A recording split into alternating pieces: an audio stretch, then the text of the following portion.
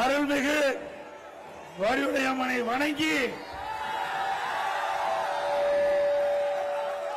பொன்மனச்செம்மல் புரட்சி தலைவர் எம்ஜிஆர் அவர்களையும்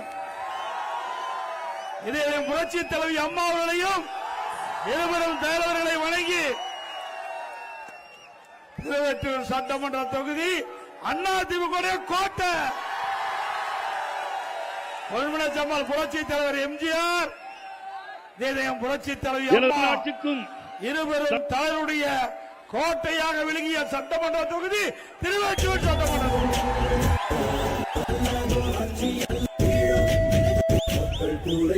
இந்த சிறப்பான நிகழ்ச்சியிலே கலந்து கொண்டு சிறப்பித்துக் கொண்டிருக்கின்ற மாவட்ட கழக செயலாளர் முன்னாள் அமைச்சர் அறிவுச்சவர் திரு மாதவரம் மூர்த்தி அவர்களே, உங்களுடைய இந்த தொகுதியினுடைய முன்னாள் எம்எல்ஏ உங்களால் தேர்ந்தெடுக்கப்பட இருக்கின்ற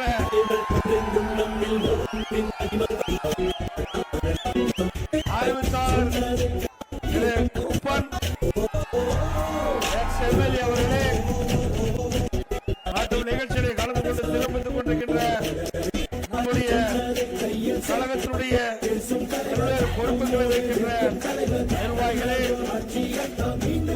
பாரதிய ஜனதா கட்சியை சேர்ந்த நிர்வாகிகளே, பாட்டாளி மக்கள் கட்சியை சேர்ந்த நிர்வாகிகளே, அம்மா மக்கள் முன்னேற்ற கழகத்தை சேர்ந்த நிர்வாகிகளே, தமிழ் மாநில காங்கிரஸ் கட்சியை சேர்ந்த நிர்வாகிகளே, இந்திய ஜனநாயக கட்சியை சேர்ந்த நிர்வாகிகளே, புரட்சி பாரத கட்சியை சேர்ந்த நிர்வாகிகளே, புதிய நீதி கட்சியை சேர்ந்த நிர்வாகிகளே, தமிழக மக்கள் முன்னேற்ற கழகத்தை சேர்ந்த நிர்வாகிகளே, பெருந்தலைவர் மக்கள் கட்சியை சேர்ந்த நிர்வாகிகளே, தமிழ் மாநில முஸ்லிம் கட்சியை சேர்ந்த நிர்வாகிகளே,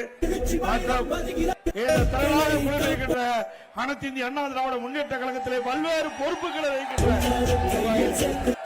கழக உடன்பிறப்புகளே, கூட்டணி கட்சியை சேர்ந்த தலைவர்களே, நிர்வாகிகளே, பெரியோர்களே, தாய்மார்களே, வாக்காளர் பெருமக்களே, மீனவ நண்பர்களே, திமுகவுக்கு இன்றைக்கு சட்டமன்ற தேர்தல் விரைவாக வர இருக்கிறது. சட்டமன்ற தேர்தலிலே புகழே நிலைத்திருக்கும் புரட்சி தலைவி பெயர் அமைந்துள்ள தேசிய ஜனநாயக கூட்டணியிலே சார்பாக அதிமுக வெற்றி வேட்பாளர் அருமைச்சோதர் திரு கூப்பன் அவர்களே நிறுத்தப்பட்டிருக்கிறார். அதே போல இந்த திருவள்ளூர் மாவட்டம் மாதவரம் சட்டமன்ற தொகுதியில் ஏழைக்கு நம்முடைய கழகத்தின் சார்பாக திரு மாதவரம் மூர்த்தி அவர்களை வேட்பாளர் அறிவித்திருக்கின்றோம். அறிவிச்சவர் திரு மூர்த்தி அவர்களுக்கும் அறிவிச்சவர் திரு கே குப்பன் அவர்களுக்கும் 2 லட்சத்தை வாக்களித்து வெற்றி பெற செய்யுங்கள். நம்முடைய சின்னம் பொன்மனச்செம்மல் புரட்சி தலைவர் எம்ஜிஆர் சின்னம், அம்மாவின் சின்னம், மீனவ நண்பர்களின் சின்னம், தொழிலாளரின் சின்னம், ஏழைகளின் சின்னம், மக்களின் சின்னம், வெற்றி சின்னம். ராட்டள சின்னத்திற்கு வாக்களித்து வெற்றி பெற செய்யணுமாய் இருவரும் அங்கு வேண்டி கேட்டுக் கொள்கிறேன்.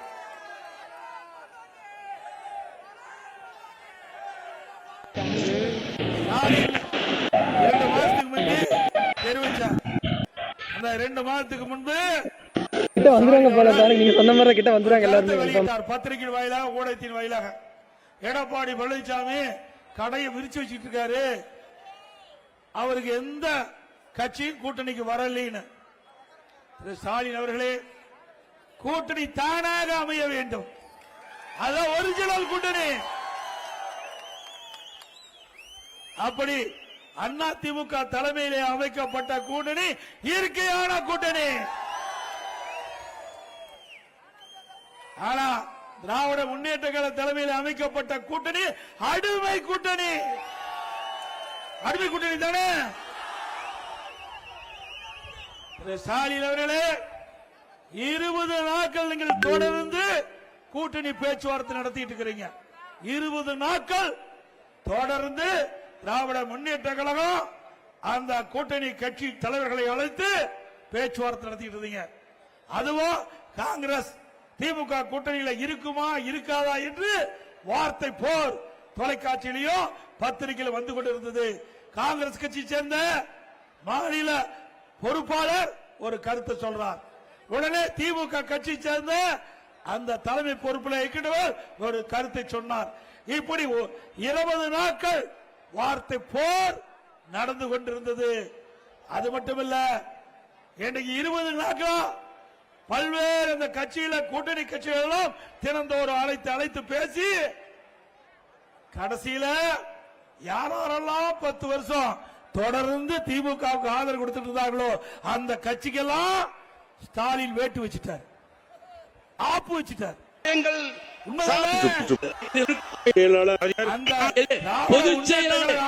தாங்கி பிடித்த ஒரு சீட்டு குறைவு. சட்டமன்ற பொது தேர்தலில் வழங்கப்பட்ட சீட்டை விட சாக்கடை தண்ணி ஊத்திடுவான்னு இடம் பெற்றிருந்தாங்க.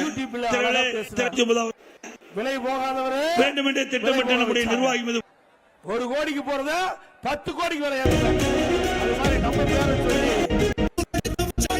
எவ்வளவு சீட்டு வாங்கினாலும் உங்களுக்கு தெரியும். ஆக திமுக முட்டு கொடுத்த கட்சிக்கெல்லாம் சீட்டு குறைவு.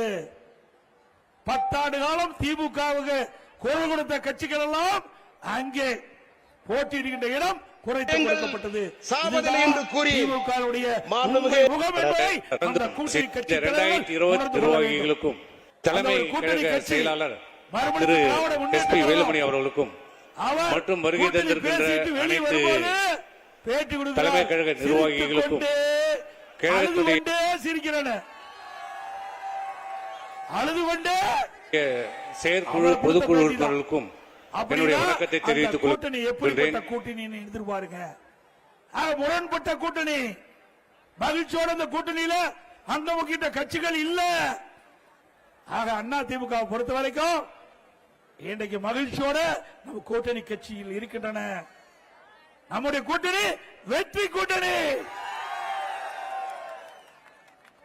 திரு ஸ்டாலின் குறிப்பிடுகிறார், அடிக்கடி தொலைக்காட்சியில் பேசுறாரு, பத்திரிகையில பேசுறாரு. தமிழ்நாட்டுக்கும் டெல்லியில் இருக்கிற என்டிஏவுக்கு தான் கூட்டணியா? தேர்தல் எங்க நடக்குது? நீங்க சொல்லுங்க. தமிழ்நாட்டில் நடக்குது. இதுல யார் மாநில அரசு அமைக்க வேண்டும், எந்த கட்சி ஆட்சிக்கு வர வேண்டும் என்று நடக்கின்ற தேர்தல் தமிழ்நாட்டில் நடக்கிற தேர்தல். ஆனால் ஸ்டாலினுக்கு அது கூட தெரியல. அதனாலதான் பொம்மை முதலமைச்சர் சொல்றோம். பொம்மை முதலமைச்சர் சொல்றோம். ஸ்டாலின் அவர்களே, இப்பொழுதாவது தெரிந்து கொள்ளுங்கள்.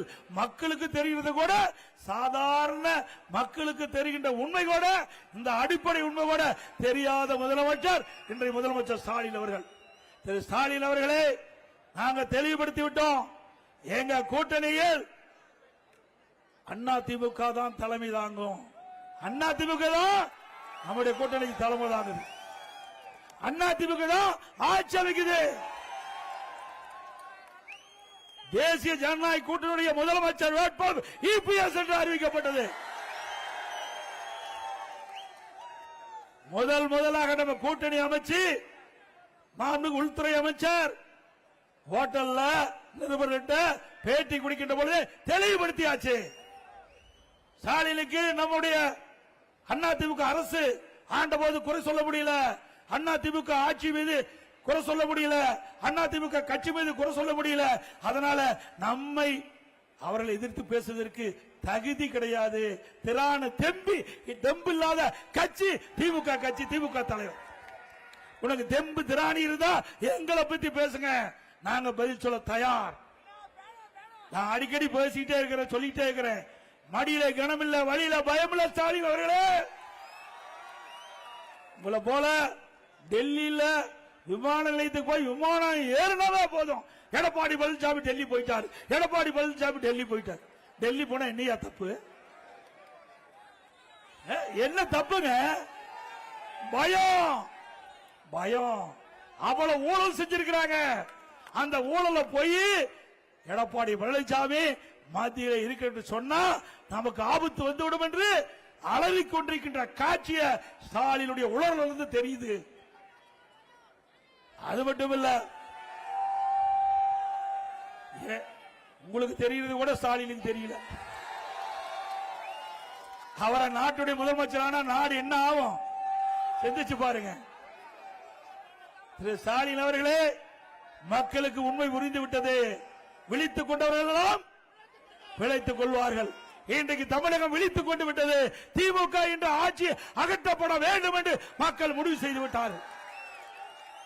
தமிழகம் முழுவதும் ஒலிக்கின்ற ஒரே குரல் மக்களோட திமுக ஆட்சி அகற்றப்பட வேண்டும் என்று.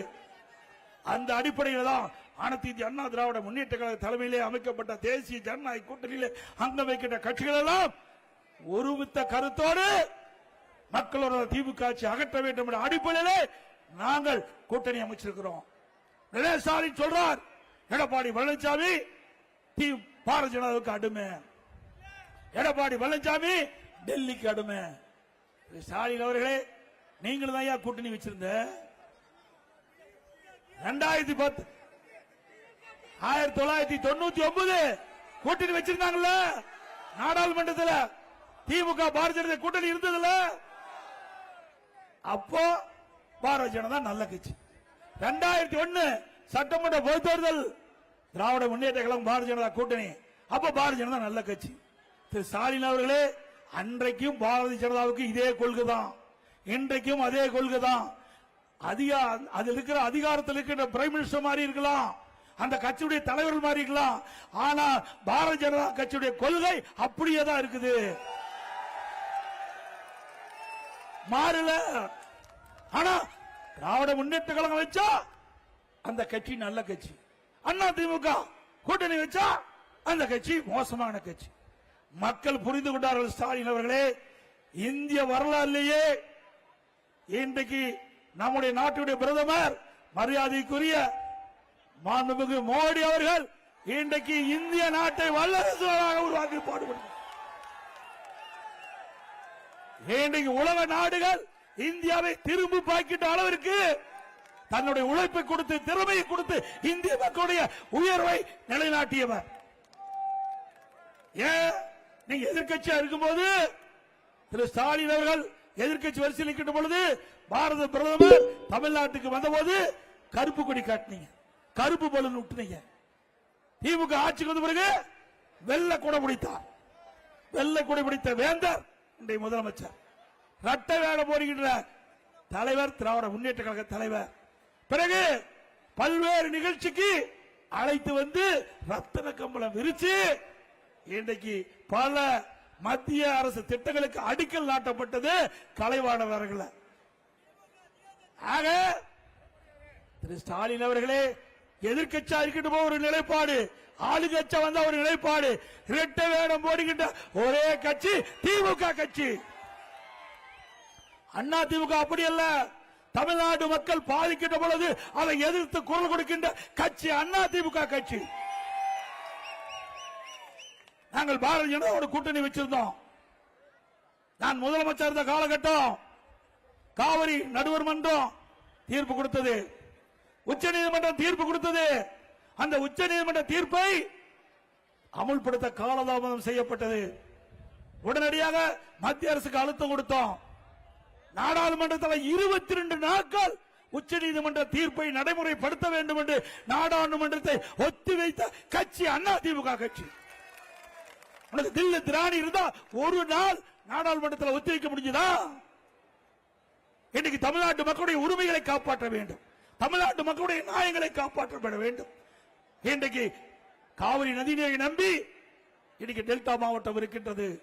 காவிரி நதிநீரை நம்பி 20 மாவட்ட மக்கள் குடிநீர் ஆதாரமாக இருக்கிறது. அப்படிப்பட்ட தீர்ப்பு உச்ச நீதிமன்றத்தில் வந்தவுடன் அதை நடைமுறைப்படுத்த வேண்டும் என்று நாடாளுமன்றத்தில் குரல் கொடுத்து நாடாளுமன்றத்தை முடக்கி வைத்த அரசு கட்சி அண்ணா திமுக கட்சி. பிறகு பாரதிய ஜனதா அரசாங்கம் நாம் கொடுத்த அந்த கோரிக்கையை ஏற்று நிறைவேற்றி கொடுத்தது. இது அண்ணா திமுக சாதனை. திமுக நீட் தேர்வை ரத்து பண்றேன்னு சொன்னாங்களா இல்லையா? சொன்னாங்களா? 2021 சட்டமன்ற பொதுத் தேர்தலில் திராவிட முன்னேற்ற கழகம் ஆட்சிக்கு வந்தா நீட்டுக்கு விதிவிலக்கு பெறப்படும் என்று சொன்னாங்க.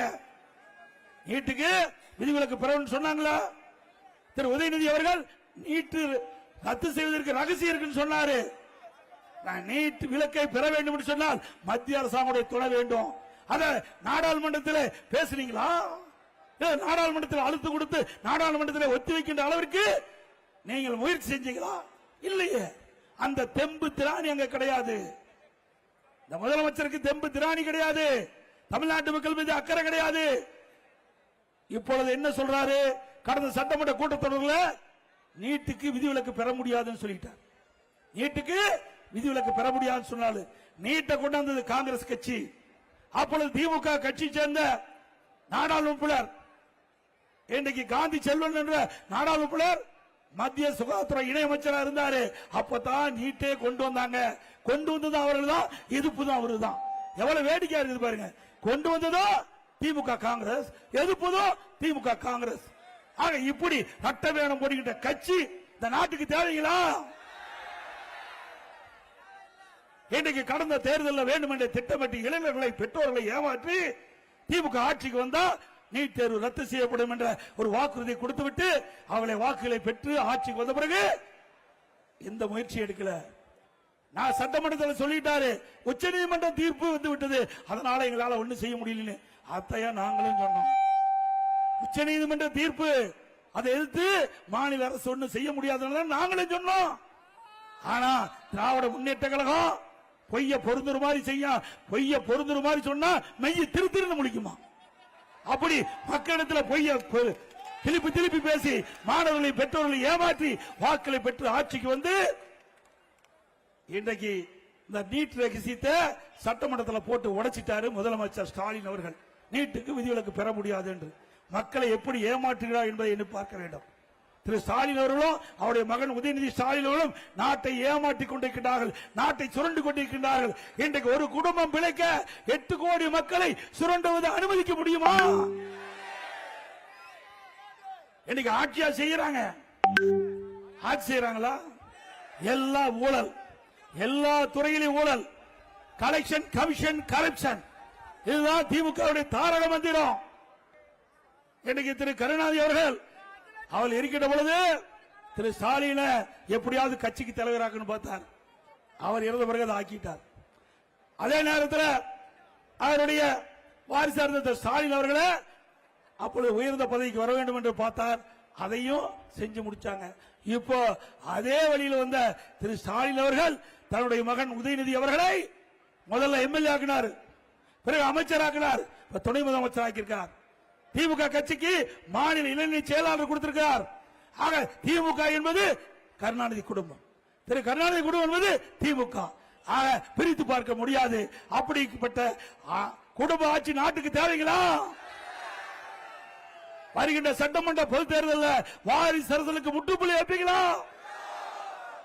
என்ன திரு கருணாநிதி குடும்பம் ராஜ பரம்பரையா, அரச பரம்பரையா? அவர்தான் ஆள வேண்டுமா? ஏன் இங்க இருக்கிறவங்க யாராவது முதலமைச்சர் வந்தா ஏத்துக்கொள்ள மாட்டாங்களா? கையெழுத்து போட்டா செல்லாதா? இனி தமிழகத்தில் திரு கருணாநிதி குடும்பத்தை சேர்ந்தவர்கள் இந்த நாட்டுடைய முதலமைச்சரா வரக்கூடாது. அதற்கு நடவடிக்கை தேர்தல் இந்த சட்டமன்ற தேர்தல் என்பதை நீங்கள் நினைவிலே வைத்துக் கொள்ள வேண்டும். இன்னைக்கு ஒரு குடும்பம் இப்படியே இருந்தால் சர்வாதிகாரமாக மாறிவிடும். இன்னைக்கு கொள்ளையடிக்கின்ற குடும்பத்தை ஓட ஓட இந்த தேர்தல் மூலமாக விரட்டை அடிக்கப்பட வேண்டும். இப்பொழுது ஸ்டாலினுக்கு ஓட்டு கேட்கல, அவர் முதலமைச்சர் ஆவதற்கு இந்த தேர்தலில் அவர் வாக்கு சேகரிக்கல. தன்னுடைய மகன் உதயநிதி முதலமைச்சராக வேண்டும், அதுதான் அவருடைய திட்டம். அதனால நடைபெற்ற சட்டமன்ற பொது தேர்தலில் திமுக வெற்றி பெறுவது 100% முடியாது. ஆனால் எப்படியாவது தில்லுமுள்ளு செஞ்சு பல கட்சிகளை ஒன்றாக இணைத்து வாக்குகளை பெற்று ஆட்சிக்கு வர வேண்டும் என்று திரு ஸ்டாலின் துடித்துக் கொண்டிருக்கின்றார். தன்னுடைய மகனுக்கு முடிசூட்டு விழா நடத்த வேண்டும் என்று எதிர்பார்த்துக் கொண்டிருக்கின்றார். அது ஒருபோதும் நடக்குமா?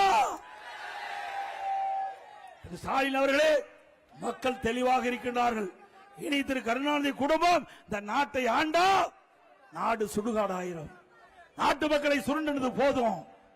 இனி அந்த குடும்பத்திற்கு இடமில்லை என்பதை மக்கள் முடிவு செய்து விட்டார் என்பதை இந்த தேர்தல் மூலமாக நாட்டு மக்களுக்கு இந்த வாக்காளர் பெருமக்கள் உணர்த்துவார் என்று நன்றாக மக்கள் புரிந்து கொண்டிருக்கிறார் என்பதை நேரத்தில் தெரிவிக்க விரும்புகின்றேன்.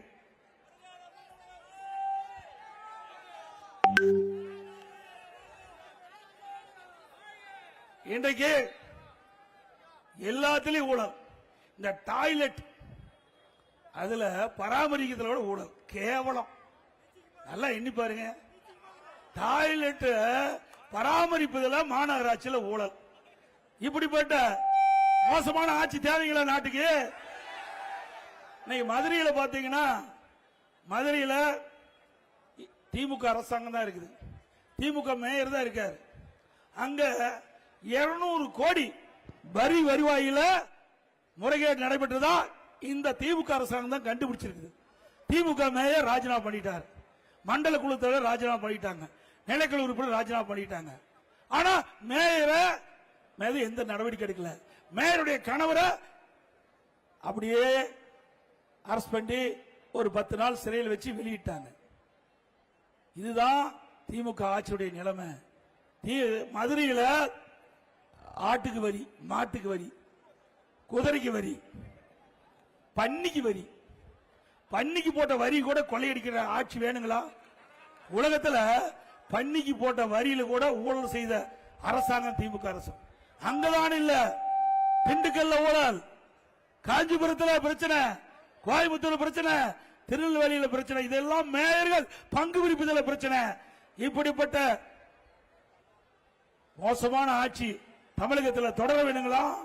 சொல்லுங்க, சத்தமா சொல்லுங்க, ஸ்டாலின் கேட்க வேணும். இன்றைக்கு தமிழ்நாட்டில் மக்கள் மீது வரி சுமத்துவது எதுக்கு? அவர்களுக்கு அடிப்படை தேவைகளை பூர்த்தி செய்ய வேண்டும் என்ற அடிப்படையில் தான் அவர் வீட்டு வரி செலுத்துறாங்க, கடை வரி செலுத்துறாங்க. ஆக அந்த வரியின் மூலமாகத்தான் அந்த மக்களுக்கு தேவையான அடிப்படைகள் செய்து தர முடியும். உள்ளாட்சி அமைப்பு என்பது உயிர் நாடி மாறி, ஒரு மனிதருக்கு உயிர் எப்படியோ அது போல மக்களுக்கு அன்றாட தேவைகளை பூர்த்தி செய்வது அந்த உள்ளாட்சி அமைப்பு. அந்த உள்ளாட்சி அமைப்பில் இவ்வளவு பெரிய குளறுபடி, இவ்வளவு பெரிய முறைகேடு நடைபெற்று சொன்னால் இந்த ஆட்சி தொடர்ந்தா எப்படி நாட்டு மக்களுக்கு நன்மை கிடைக்கும் என்பதை எண்ணி பாருங்க. திராவிட முன்னேற்ற கழகம் ஆட்சிக்கு வந்த பிறகு வீட்டு வரி 100% உயர்த்திட்டாங்க. வீட்டு வரி 100%.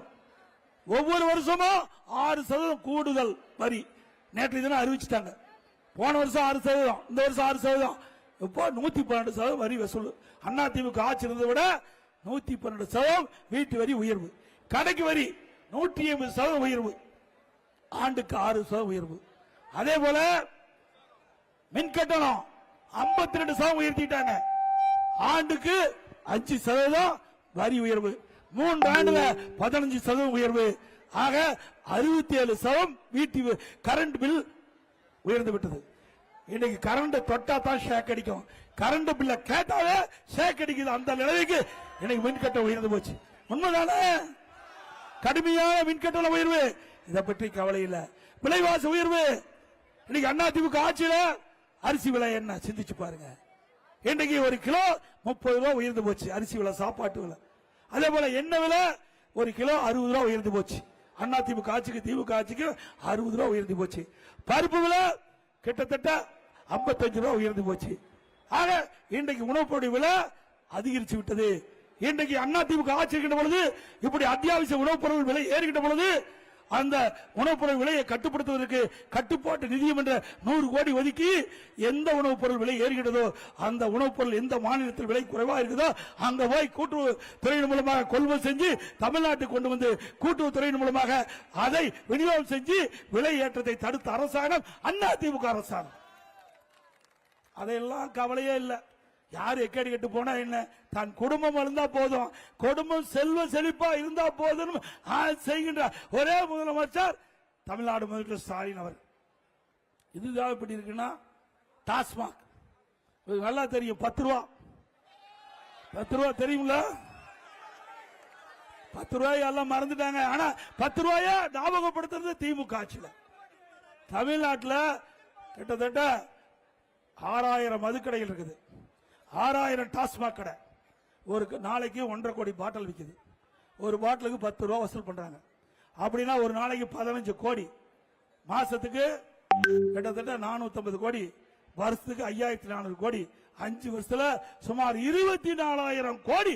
ஒரு பாட்டிலுக்கு 10 ரூபா அதிகமா வசூல் பண்ணதிலே 24,000 கோடி கொள்ளையடித்த அரசாங்கம் தொடர வேண்டுங்களா?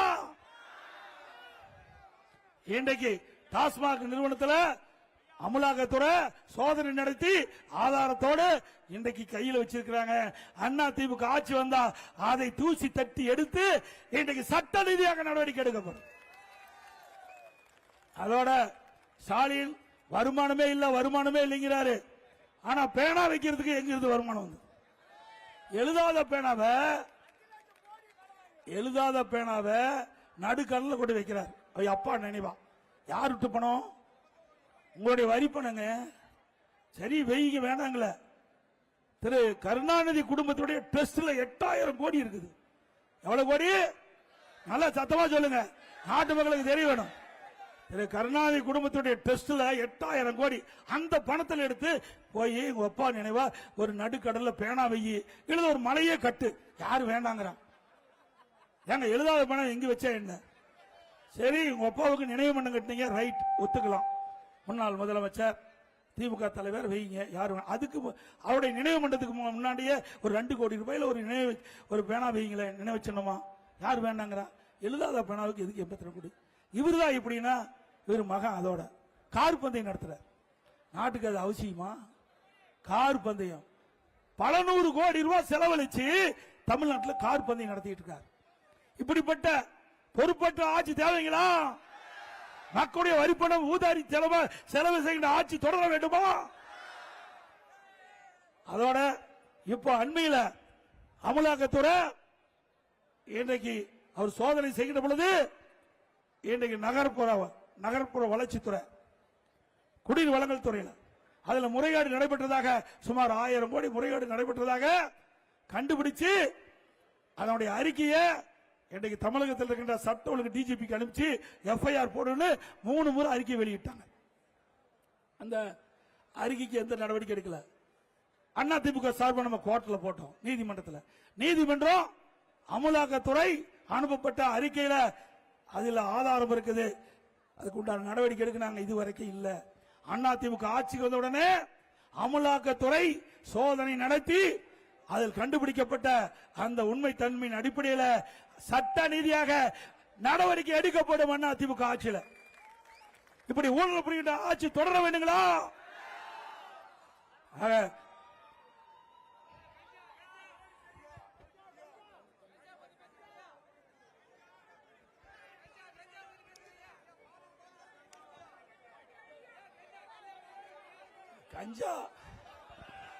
கஞ்சா வந்து விற்காத இடமே இல்ல.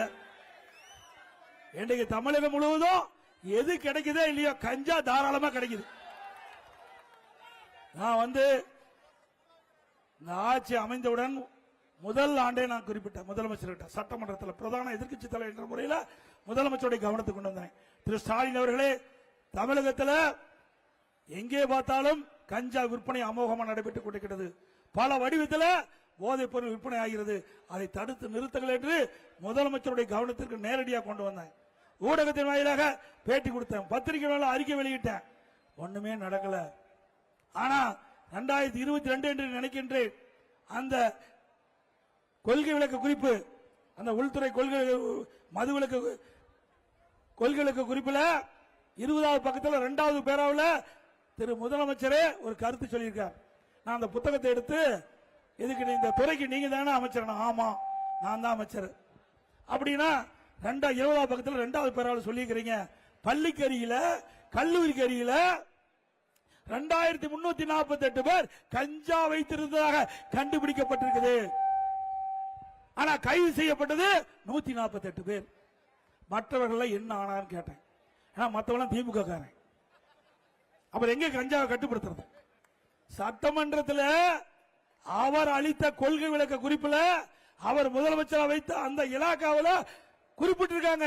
அதை கேட்டா அதுக்கு பதிலே இல்லை. எல்லாமே திமுக காரணிக்கிறான். காவல்துறையால் ஒன்றும் செய்ய முடியல. அதனாலதான் இந்த கஞ்சா விற்பனை தமிழகத்தில் அமோகமாக நடந்து கொண்டிருக்குது.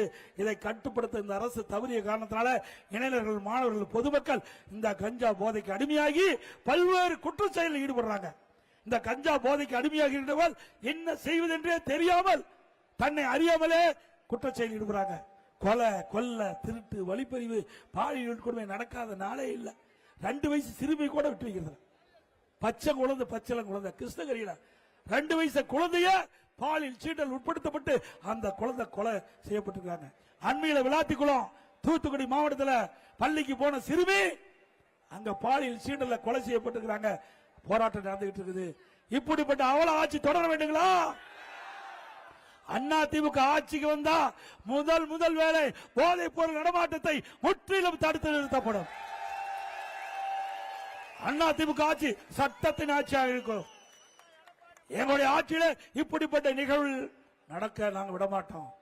இன்னைக்கு அண்ணா திமுக ஆட்சி குறை சொல்ல முடியாத ஆட்சியாக நாங்கள் செயல்படுத்தி காட்டினோம். இன்றைக்கு சட்ட ஒழுங்கு சந்தி சிரித்துக் கொண்டிருக்கின்றது திராவிட முன்னேற்ற கழக ஆட்சியில் என்பதை நாட்டு மக்கள் உணர்ந்திருக்கின்றார்கள்.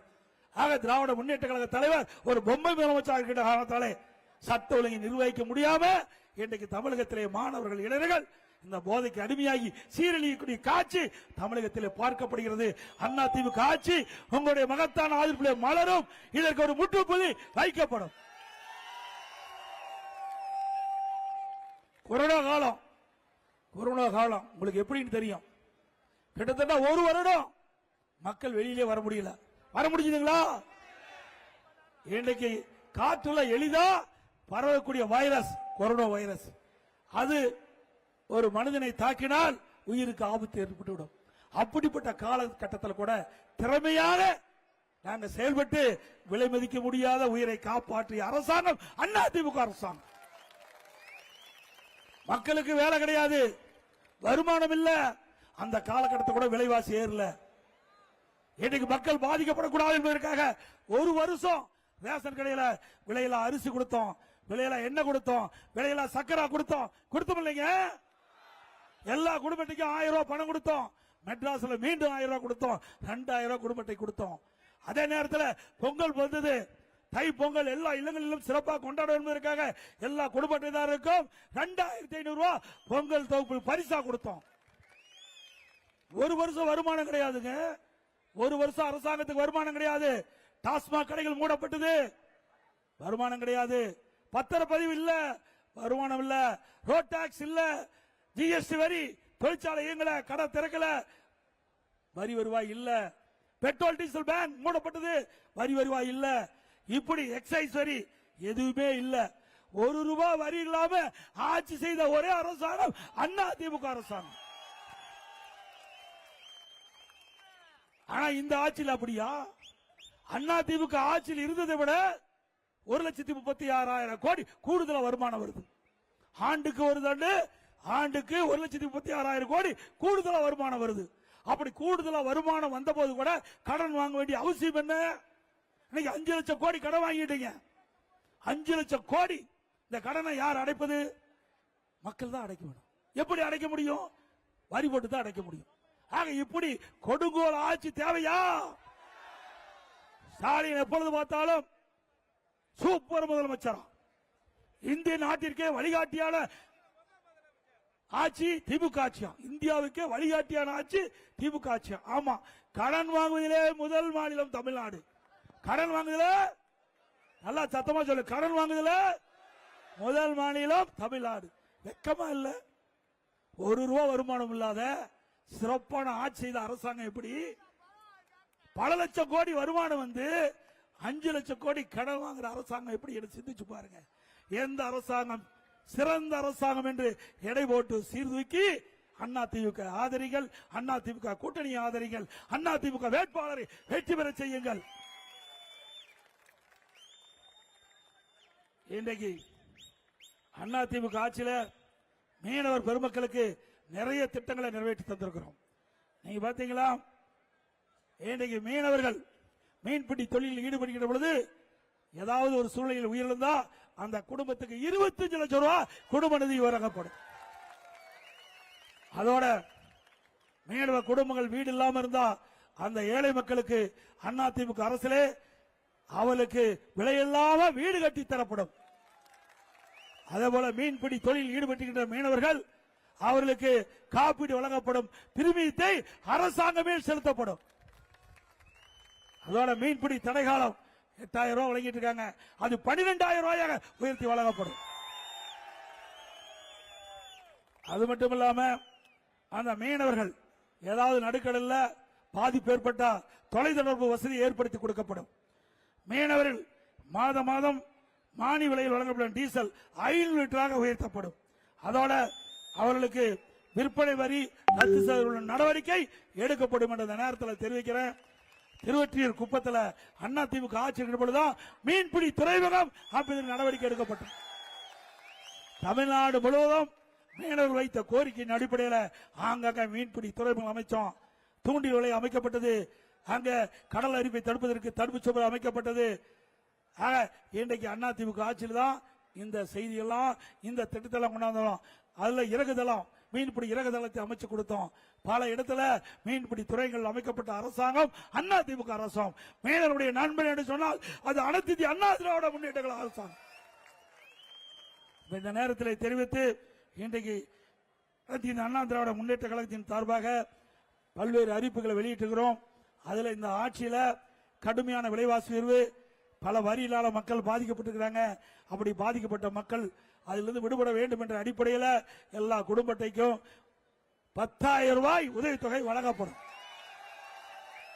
இன்னைக்கு உரிமை தொகை 1000 ரூபாய் சொல்லிட்டு இருக்காங்க, உடனே கொடுக்கல. அதிமுக கட்சி சட்டமன்றத்தில் தொடர்ந்து வாதாடி 28 மாசம் கழிச்சு நாங்க கொடுத்த அழுத்தத்தில் தான் ஸ்டாலின் மாதந்தோறும் 1000 ரூபாய் உரிமை தொகை நம்முடைய பெண்களுக்கு கொடுக்கிறாங்க. அதிமுக ஆட்சி வந்தா மாதந்தோறும் 1000 ரூபாய் 2000 ரூபாயாக அந்த உதவித்தொகை வழங்கப்படும். மாதந்தோறும் கேஸ் சிலிண்டர் ஒவ்வொரு குடும்பத்துக்கும் 3 கேஸ் சிலிண்டர் மானியமாக வழங்கப்படும்.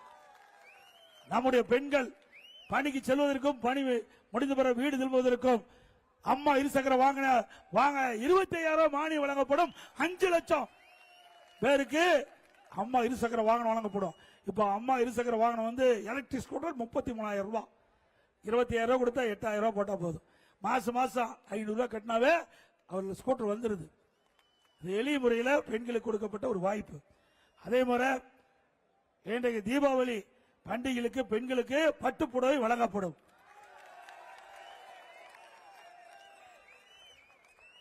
முதியோருக்கு வழங்கப்படுகின்ற அந்த முதியோர் உதவித்தொகை 2,000 ரூபாயாக உயர்த்தப்படும். இன்றைக்கு வேலைவாய்ப்பு அலுவலகத்தில் பதிவு செய்யப்பட்ட இளைஞர்களுக்கு வேலை இல்லாமல் இருக்கின்ற அந்த மாணவர்களுக்கு பட்டப்படி படித்த மாணவர்களுக்கு மாதந்தோறும் வேலை கிடைக்கின்ற வரை 2,000 ரூபாய் வழங்கப்படும். பிளஸ் 2 வரை படித்தவர்களுக்கு 1000 ரூபாய் மாதந்தோறும் வழங்கப்படும்.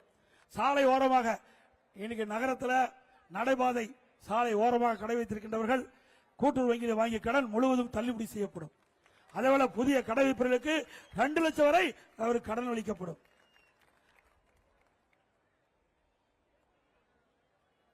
எல்லா குடும்ப அட்டைதாருக்கும் ஃப்ரிட்ஜ் வழங்கப்படும். மானிய விலையில் ஃப்ரிட்ஜ் வழங்கப்படும்.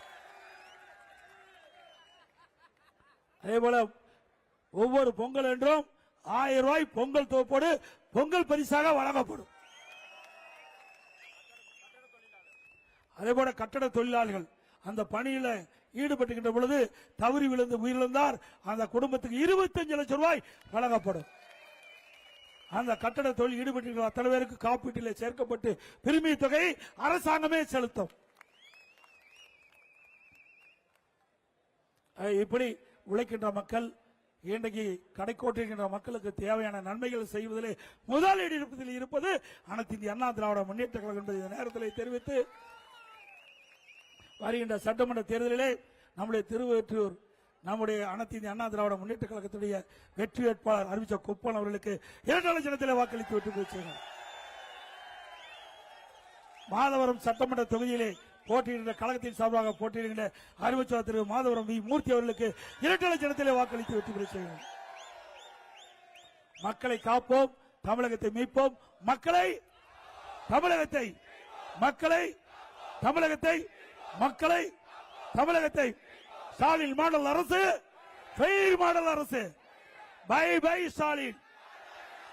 மிக சிறப்பாக எழுச்சியாக இந்த தேர்தல் சுற்றுப்பயண நிகழ்ச்சி ஏற்பாடு செய்த மாவட்ட செயலாளருக்கும் அறிவிச்சார் குப்பன் அவர்களுக்கும் அவரோடு இணைந்து பணியாற்றிய கழக நிர்வாகிகளுக்கும் இந்த நேரத்தில் நன்றி தெரிவித்து இந்த நிகழ்ச்சியில் பங்கு பெற்றிருக்கின்ற கழகத்துடைய நிர்வாகிகள் அறிவிச்சர் திரு பி ராஜேந்திரன் அவர்களே, திரு அஜித் பரமசிவம் அவர்களே, திரு எம் கே கண்ணன் அவர்களே, திரு பி சாரதி பார்த்திபன் அவர்களே, திரு ஜி ரவிக்குமார் அவர்களே, திரு எண்ணூர் எஸ்பி அரவிந்தன் அவர்களே, திரு டி ரமணகுமார் அவர்களே, திரு கே கோபால் அவர்களே, திரு சி ஹரிதாஸ் அவர்களே, திருமதி சி பேரரசு அவர்களே, திருமதி ஆர் சக்குபாய் எக்ஸ் எம்எல்ஏ அவர்களே, மரியாதைக்கு அறிவு சகோதரர் மாமன்ற உறுப்பினர் ஐடிவி தலைவர் திரு கார்த்திக் உப்பன் அவர்களே மற்றும் பாரதிய ஜனதா கட்சியுடைய மாவட்ட தலைவர் திரு என்.எல். நாகராஜ் அவர்களே, பாஜக சட்டமன்ற தலைவர் டி.